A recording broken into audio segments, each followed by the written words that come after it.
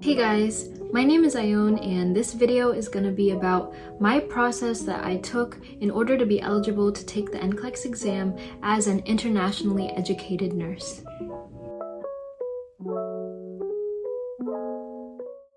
This video is basically a prequel to the one I uploaded a few days ago where I talked about how I studied for and passed the NCLEX. I mentioned in that video that I graduated in the Philippines and I had to do a lot of processing in order to even get to the point where I could sit for the exam. So that's what I'm going to be talking about today. Before I go into all that detail, I'm going to share my background with you all so you understand my starting point in this process. I was born in the US to Filipino parents, meaning I am a dual citizen. I have US citizenship and Filipino citizenship. I did all of my initial schooling in America, so elementary school up to high school, I completed that in the United States. But prior to grade 12 or my last year of high school, I moved to Cebu, Philippines at the age of 16 and I started nursing school there. 4 years later, I graduated in August 2020 with a BSN degree. I also want to mention that during my 4 years of college, I made it a point to come back to the US and take the GED exam. Like I said earlier, I didn't finish high school, meaning I lacked a high school diploma. So by taking and passing the GED exam, I was granted my GED, which is a certificate that is equivalent to a high school diploma. So after finishing nursing school, I had planned to take the Philippine Nursing Licensure exam, or the PNLE. Due to the pandemic, the exam was canceled and I decided to just go back to the US and get my USRN license first. Alright, so that's a little bit about me. Now let's get into the process. The key player in my journey to becoming a USRN is an organization called CGFNS. There are many organizations similar to it, but I can only personally speak about CGFNS. I don't have any experience with the other organizations out there.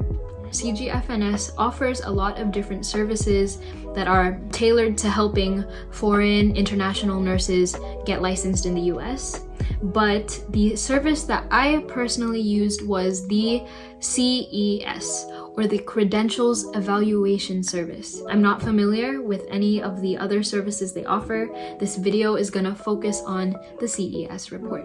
You might be wondering, what's the purpose of CGFNS and the CES report? And the short answer is that you need to go through an organization that can evaluate your credentials in your home country first before you can even apply to any state's Board of Nursing. These organizations are going to look at your transcripts from college, your high school diploma, your license as a nurse if you have one in your home country, and the State Board of Nursing wants to see that these various things are up to par with the US standards. So they ask an organization like CGFNS to evaluate it first before you go through the State Board of Nursing. Step 1 of this whole entire process is to go to your desired state's Board of Nursing website. You need to see what the requirements are. In my case, it was Texas, and Texas asks that internationally educated nurses submit a CES report or a credentials evaluation as part of their application. So knowing that Texas asked for the CES report gave me a sense of direction. A lot of states ask for the CES report. Some require different things. So that's the first step. Figure out what you need.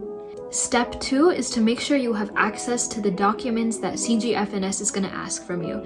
That includes your high school diploma, your college transcript, and your verification of licensure if you are a registered nurse in the country that you got your nursing education in. Step 3 is to make a CGFNS account. Register and fill out what they call your personal profile. This is all the information about you, your date of birth, your name, your address.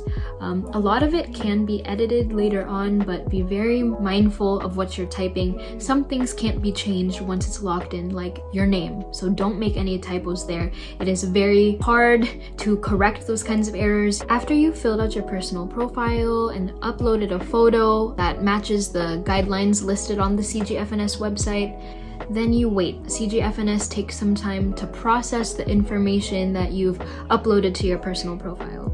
Step 4 is to purchase the CES Professional Report. There's 2 types of reports, academic and professional, but the one you're looking for is the Professional Report. To purchase the service, you're gonna press the words shopping cart on the website. The price of the CES Professional Report comes up to $365. Once you've paid for the CES report, we move on to step 5. 5 is all about forms. There are 3 forms that are going to be available to you once you've purchased the CES Professional Report, and they are the Transcript Validation Form, the License Validation Form, and the Secondary School Diploma. Let's talk about each one. What I'm about to tell you is the exact steps I took to go about each form. Not all of it may apply to you, or you might find other ways to go about it, but this is what I did. For the Secondary School Diploma form, this is the only form where you have the option to upload a PDF or a digitalized version of it instead of mailing the actual diploma to CGFNS headquarters in Philadelphia. You could do that as well, but I chose to go the digitalized way. This is how you upload your secondary diploma to CGFNS. In my case, it was my GED certificate, like I mentioned earlier on in the video. Step 1 to upload your secondary school diploma is to select the button that says My Messages. Then you're going to press Contact Us. So once you've pressed Contact Us, it's going to lead you to this whole form that's already mostly filled out with your information. The only additional things you're going to need to pick are the service, which of course is the Credentials Evaluation Service. For subject, you select Other. Then for questions or comments, I just typed in that I'm going to be submitting my secondary school diploma in PDF form as part of the CES Professional Report requirements. Scroll down a little bit more and you'll see Optional PDF Attachment. This is where you'll select the order, and attachment description is going to be secondary school diploma / certificate. So they even have an option just for this. And that's when you will choose the file to upload. Let's talk about that file. What you need to do is print out the secondary school diploma form. Then you need to sign it with your signature and date it. After you do that, scan the document back into your computer. Then combine the scanned form with the PDF of your diploma and put that together into one PDF file. So when you're at the optional PDF attachment, that's the file you're going to upload and submit. Now we go on to the second form, which is called the Transcript Validation Form. So in order to submit this, you need to have a printed copy of your college or university transcript. So all you can really do with this form is print it out, sign it, and date it. There's a lot of empty boxes on it, but that is for your school to fill out. All you need to do is take your printed form that's been signed and dated by you and an official copy of your transcripts from college or university and bring it to your school. They are the ones who fill it out. In my case, the transcript form and my actual transcript were submitted to my College of Nursing office along with money for shipment. You cannot mail it yourself. It has to be your school sending it off to them with an official sealed envelope. So inquire with your school about how much is shipping. The fees are going to vary per country, but international shipping in the Philippines for these documents was about 2,000 pesos. The third and final form for the CES Professional Report is the License Validation Form. I actually had to have it waived.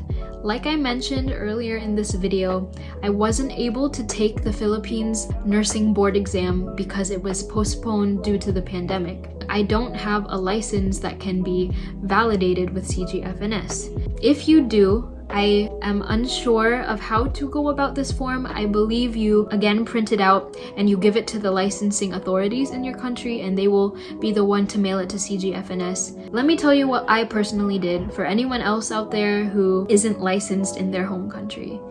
In order to have this form waived, we're going to go to the Contact Us screen, which is the same screen where you uploaded your high school or secondary diploma. Again, we're going to select the CES, and for the subject, Other.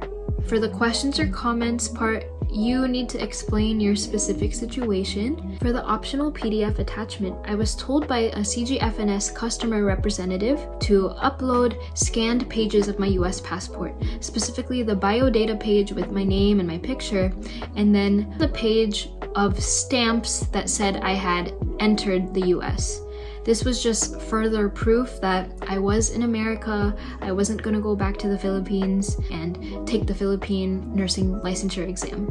Side note, yes, when I was processing my CGFNS, I was in America. For the forms that had to be brought to my university, one of my best friends, Frances, helped me out there. She was the one to submit the forms for me. Submit that request to have your licensure form waived, and within 1 week, 7 business days, I had a response that my licensure form was indeed waived. Now I've told you how I filled out all 3 forms needed for the CES professional report. Let's move on to step 6. Step 6 is to wait for CGFNS to receive all your documents. So for the high school diploma, which I electronically uploaded, they notified me via email that they received it 1 week after I had submitted it.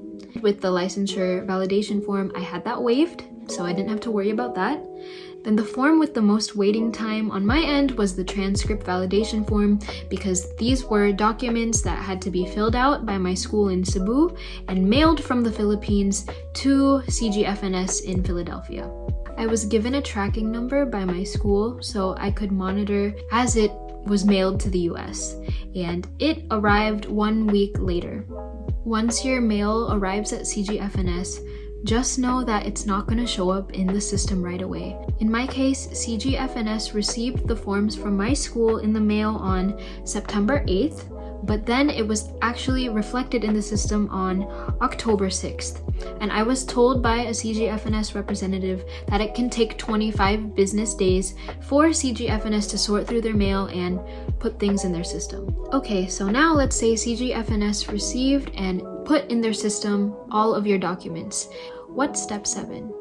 Step 7 is more waiting. Now that they have it in the system, they're gonna evaluate everything, and that can take time. You'll be able to check the status when you log into your portal on the CGFNS website. They'll tell you which things are under review, what things you're still missing, and what things are ready to go. Ready to go is indicated by a green check mark, so at the end of the process, you want to see something like this. This is what mine currently looks like now that I'm logged into it months after I've been done with the CGFNS process. They evaluated my GED diploma and my university transcript from nursing school, and they said it met all the program requirements. Step 8 is to wait for CGFNS to evaluate everything, give you all the green check marks, and finally you will see the words report issued where your order status is listed. Once you have your CES report issued, CGFNS is the one to send this report to the recipients that you selected. The length of this process really varies per person, but I can tell you my personal timeline. Yours might take longer or shorter. I first uploaded my PDF of my high school diploma on July 30th, 2020. 3 months later, October 7th, that was when my CES report was issued. I did not use their expedited review service. This is available to you once CGFNS has received all of your documents.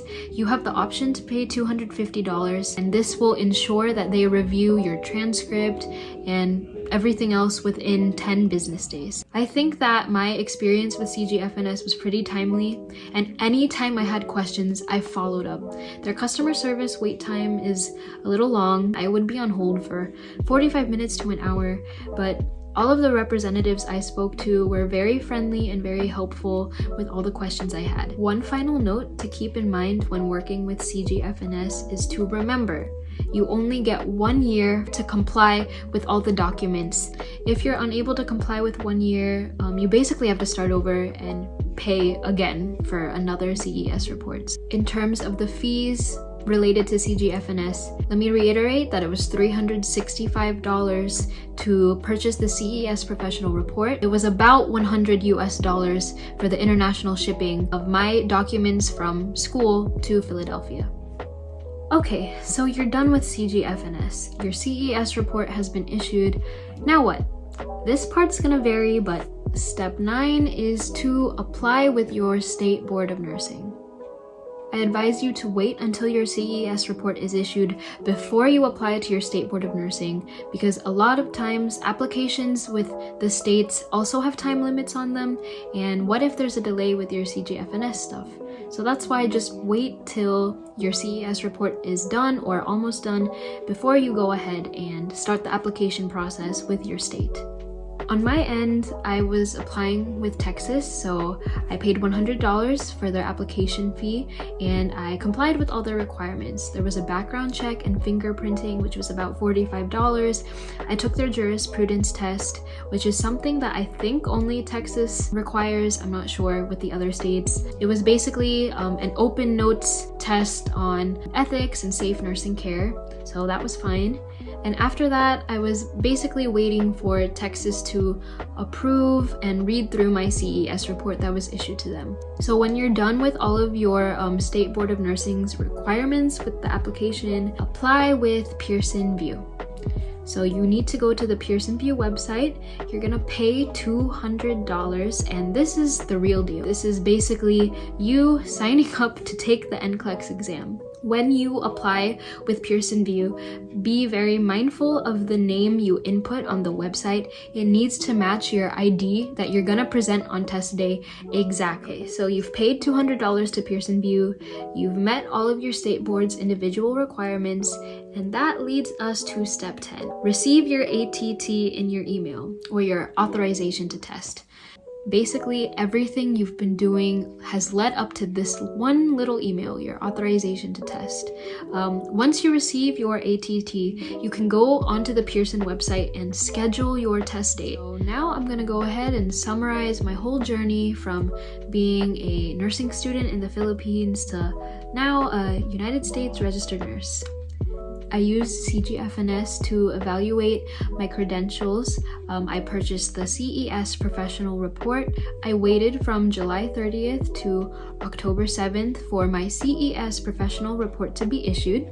I applied to Texas Board of Nursing on October 8th. I received my authorization to test on December 1st. The additional fees that incurred in between was a $100 application fee, $45 background check, as well as $200 to Pearson Vue. I scheduled my NCLEX on December 18th, and after 3 weeks of intensive review, which you can hear all about in my previous video, I took the NCLEX and I passed in 75 questions, thankfully. I took the exam in the United States, specifically the state of Nebraska, which is where I'm from. If you're wondering why I became licensed in Texas instead of Nebraska, which is the state that I actually live in, that's because Nebraska is one of the few states that requires something called the certification program from CGFNS instead of the CES report. And long story short, this certification program needs you to be licensed in your country of education. I am not licensed in the Philippines. However, Texas doesn't require that you become licensed in your country of education. So I chose to apply with Texas instead. I think that sums up my journey to becoming a USRN as someone who didn't go to nursing school in the United States, and I really hope this video helps you out. I was super lost going through this process and I didn't know where to start, so hopefully this video can help you not have that problem. I hope it gives you a sense of direction and a sense of hope that you can become a USRN also. Please thumbs up this video and subscribe if the information in this video really helped you out, and leave a comment if you have any questions or if there's something else you want me to make a video on. Thank you so much for watching this. Bye!